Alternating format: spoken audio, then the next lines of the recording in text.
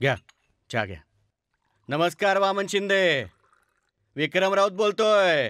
अहो तुमचा नंबर आमच्याकडे सेव्ह नसणार असं होईल काय? आमचा नंबर कसा काढायला केला तुम्ही? अहो माझ्या मुलाने इन्स्पेक्टर विजयने जाणून बुजून स्वतःची बदली तुमच्या एरियात मलकापुरात करवून घेतली आहे. जरा लक्ष असू दे. विक्रम शेठ, अहो हे काय सांगणं झालं का? अहो आमच्या मुलासारखाच आहे तो आम्हाला. थोडा गरम डोक्याचा आहे ना, त्याला जरा सांभाळून घ्या. असू दे हो, एकदा का आमच्या नेटवर्कमध्ये आला ना का डोकं बी काय एकदम शांत होऊन जाईल. मी स्वतः जाऊन पोलीस चौकीवर त्याची गाठ घेतो, मग तर झालं. हां ठेव का? बर.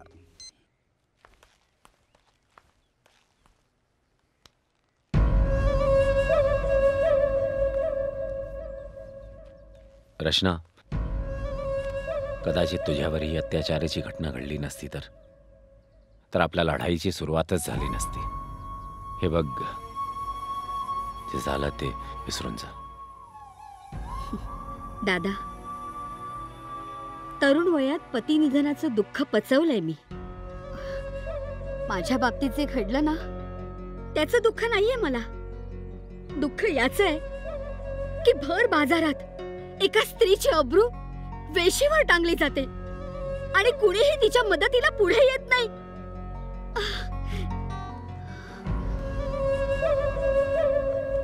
रचना, सामान्य मध्यमवर्गीय लोकांची ही शोकांतिका आहे. दुःख जोपर्यंत त्यांच्या दारात येत नाही ना, तोपर्यंत त्यांना त्याची प्रखरता जाणवत नाही. म्हणजे वामन शिंदे आणि त्याच्या माणसांच्या विरुद्ध मलकापूर मधला एकही मध्यमवर्गीय माणूस आवाज उठवणार नाही? सरिता, मध्यमवर्गीय सुद्धा आवाज उठवतात, पण त्यांनी आवाज उठवण्यासाठी एका नेत्याची आवश्यकता असावी लागते. तो नेता पुढे निघाला की मग त्याच्या मागे सगळे निघतात.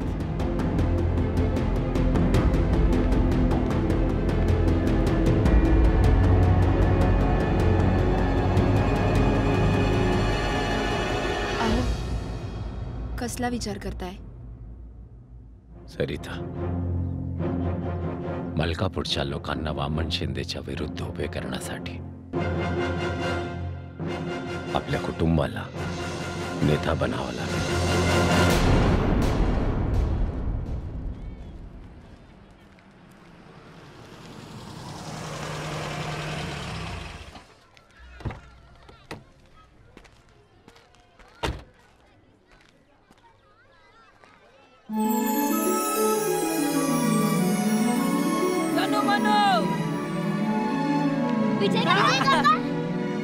अरे इकडे या लवकर. कसा तुम्ही? प्रिया, दादा, ताई, बहिणी कशा आहेत? काय पडतो? नमस्कार. कसं आहे? मस्त. विजय,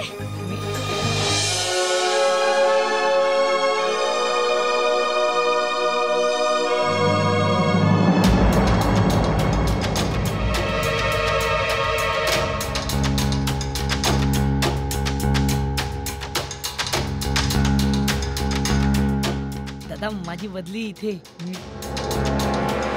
कारण नसताना मध्यमवर्गीयांच्या घरात पोलिसांच्या येण्याने त्या कुटुंबातील सर्व लोकांबद्दल समाजाला गैरसमज होऊ शकतो.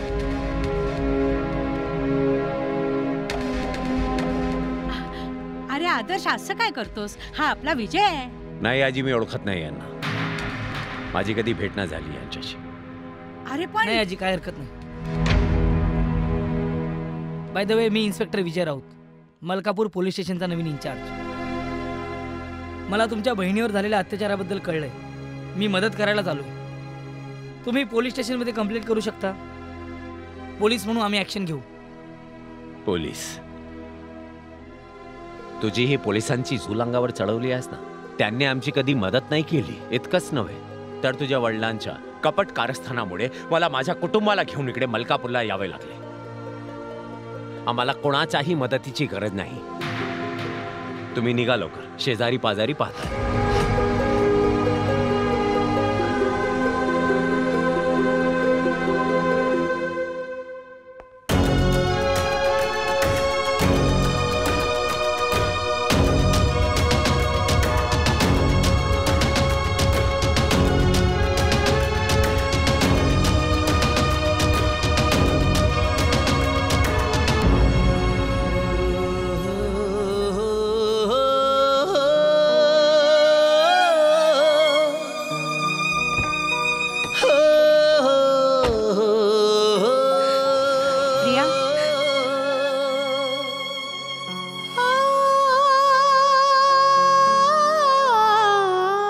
जखमांचं असंच असतं, एकदा खपली निघाली की या जखमा भळाभळा वाहायला लागतात.